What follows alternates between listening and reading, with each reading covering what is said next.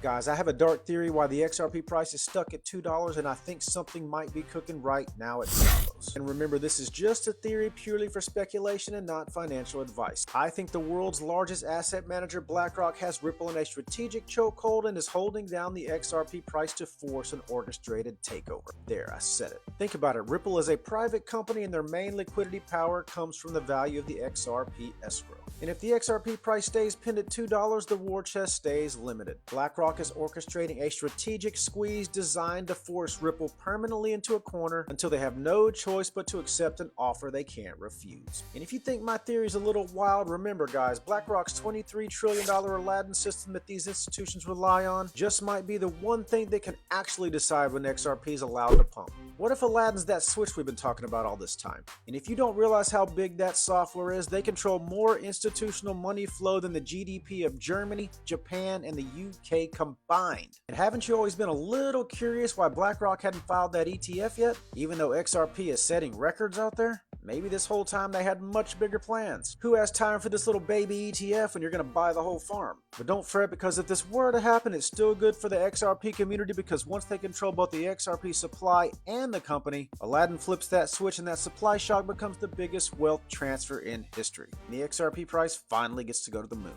But I do have to ask a fair question. Did Brad and Ripple ever really care about the XRP army? Or were they just using us for liquidity to build the infrastructures to set up the biggest institutional buyout and financial takeover in history?